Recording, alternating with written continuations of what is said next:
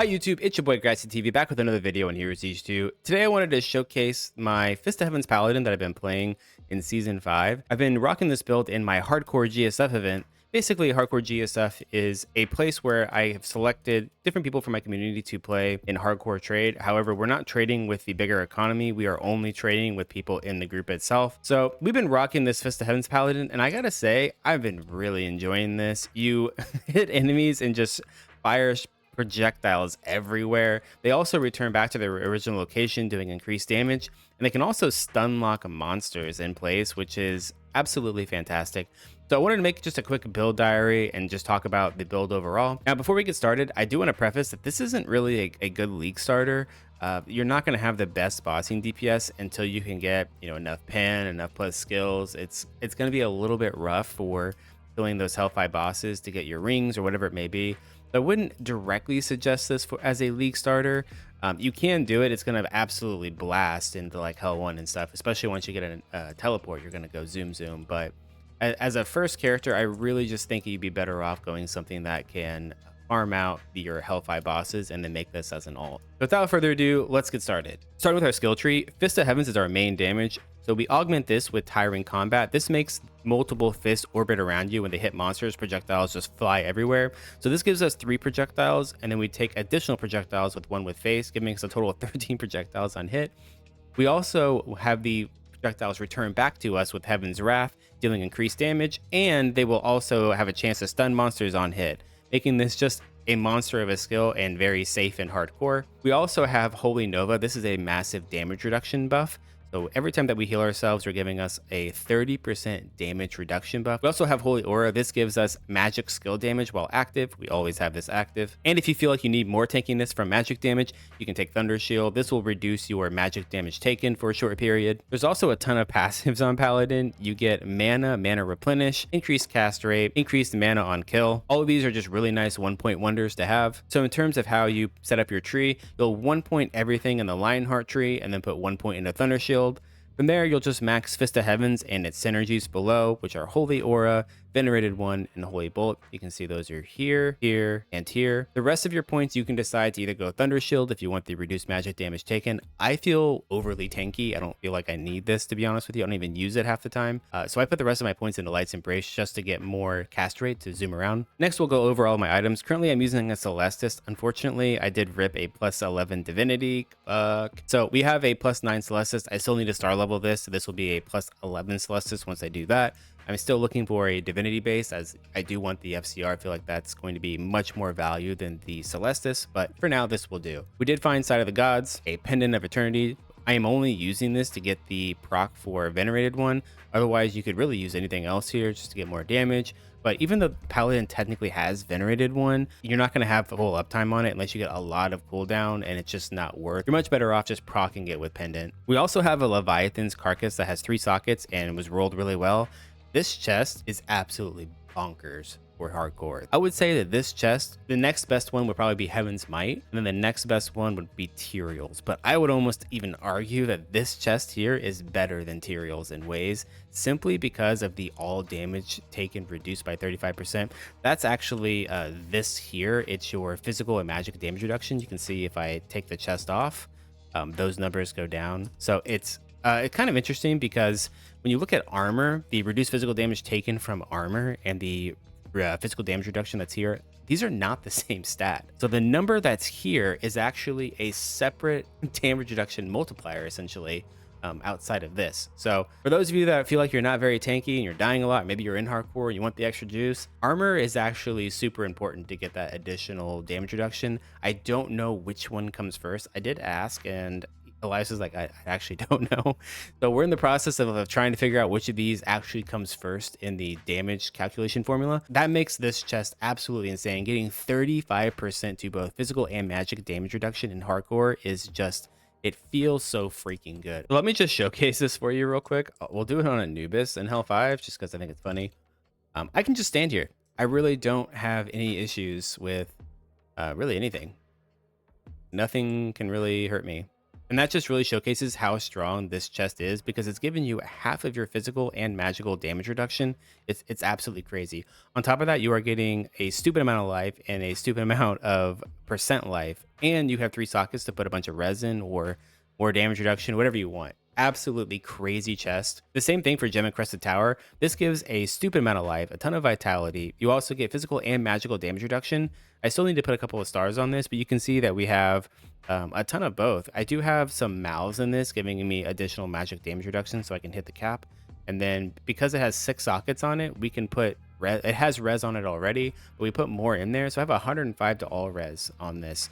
The combo of these two together is just absolutely mwah for hardcore. Absolutely love it. Now we are rocking 2 Arcanus rings. I do need to get a better one over here. This one's kind of poop. This one's mid, I would say. And we did find a Rugal, so we are wearing that. Now, important to note that the proc on this that gives you meat shield, this is a 40% reduced physical damage taken buff. Again, this is not the same thing as armor, right? I've already tested that and just made sure. So it's not going to be, this says reduced physical damage taken, and this says reduced physical damage taken. However, they're not the same. Reduced physical damage taken that you get from armor specifically is a different multiplier than this. So everything else will be this number here. Anything that has to do with armor will be this number, as I've kind of been figuring out as I've been testing different stuff. We have a really nice pair of Arcanum Asphyxiators. This is giving us our Oasis Ore. And then we have Ether Walks. This is the best Ether Walks I've been able to make. I actually didn't even find this base. I have not found a single arcane base for boots.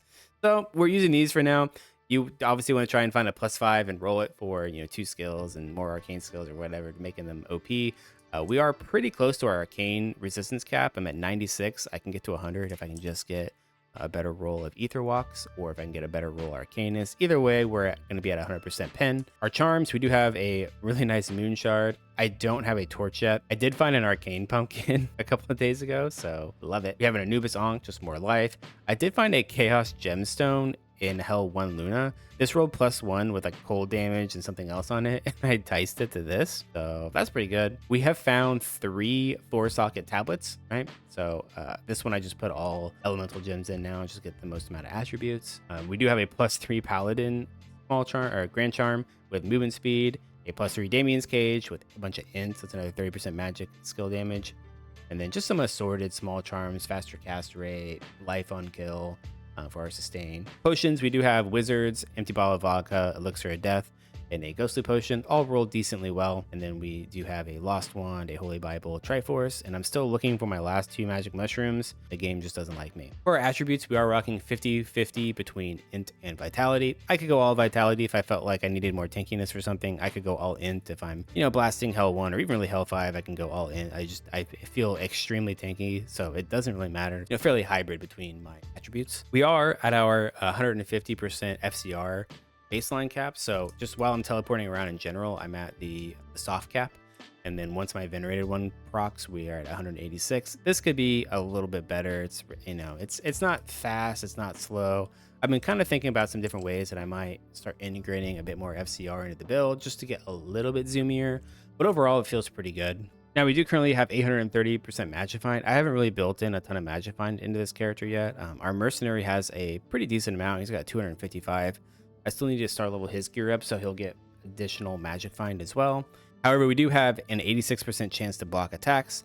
We have 3,700 defense. It's actually a little bit more than that because I gotta hit my buffs here. Yes, we have 4,300 defense. Really not that much. I need to work on that, get that a little bit higher. But we do have a cap on your physical damage and magical damage reduction, a little bit of damage reduced, and then obviously capped res. We do have a really good amount of life on kill and mana on kill.